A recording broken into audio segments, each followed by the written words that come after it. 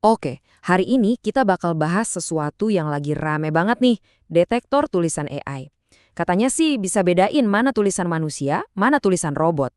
Tapi pertanyaannya, apa bener alat ini seandal itu? Yuk, kita bedah bareng-bareng. Coba bayangin deh, kamu udah nulis panjang lebar, udah seneng banget sama hasilnya. Tiba-tiba ada aplikasi yang bilang tulisanmu itu bikinan robot. Kaget kan? Kok bisa begitu ya? Ya, karena sekarang konten dari AI ada di mana-mana, muncullah para detektif digital ini. Tugasnya, ya buat nyari mana yang asli, mana yang palsu. Tapi pertanyaannya sekarang, seberapa jago sih detektif ini sebenarnya? Nah, gimana sih cara kerjanya? Ternyata dia itu cuma fokus nyari satu petunjuk utama. Satu aja. Petunjuk itu namanya koherensi.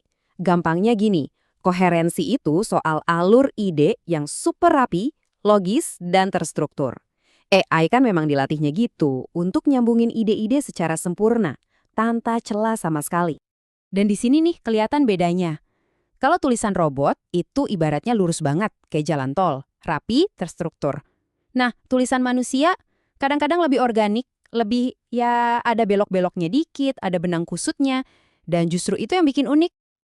Oke, disinilah ceritanya mulai jadi menarik. Cara kerja si detektif ini ternyata ada yang aneh. Jadi gini, masalah utamanya adalah perbandingannya itu nggak adil. Alat ini pakai standarnya sendiri, standar robot, buat ngejudge tulisan kita sebagai manusia. Ini tuh ibaratnya kita membandingkan presisi mesin sama presisi tangan manusia. Ya jelas beda kan? Si robot ini menilai tulisan kita pakai standar kesempurnaan mesin yang nggak manusiawi. Jelas aja nggak nyambung. Tapi, tunggu dulu, muncul pertanyaan penting nih. Emangnya manusia nggak bisa nulis dengan sangat rapih dan logis? Gimana kalau tulisan kita emang dari sananya udah terstruktur banget? Jawabannya tentu aja bisa. Ada yang namanya tulisan aksiomatis. Coba deh pikirin tulisan-tulisan ilmiah atau matematika. Semuanya kan dibangun di atas premis-premis yang jelas, satu hal nyambung ke hal berikutnya secara logis banget. Nah, ini poin pentingnya.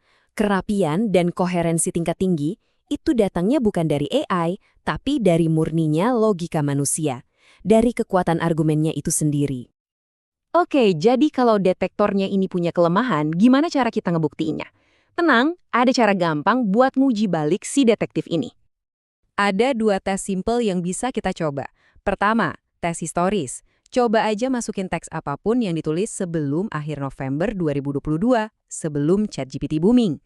Kedua, tes aksiomatis. Pakai aja artikel ilmiah atau matematika yang kita tahu pasti ditulis manusia. Dan hasilnya? Lucu banget, ada contoh artikel dari tahun 2019, jauh sebelum ChatGPT ada, yang waktu dites dapat skor 90% buatan AI. Kan nggak mungkin ya kan?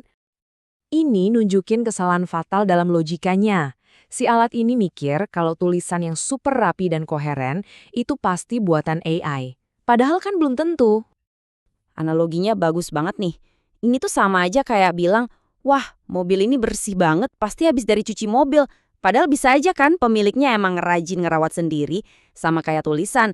Bisa jadi penulisnya emang pemikir yang sangat jernih dan logis. Jadi, apa artinya ini semua buat kita? Intinya, kita harus ngubah cara pandang kita. Detektor AI itu bukan pendeteksi plagiarisme, tapi lebih ke pemeriksa koherensi. Jadi kalau tulisan kamu dapat skor tinggi, jangan-jangan itu bukan tuduhan, tapi malah pujian. Artinya, tulisan kamu sangat jelas dan logis.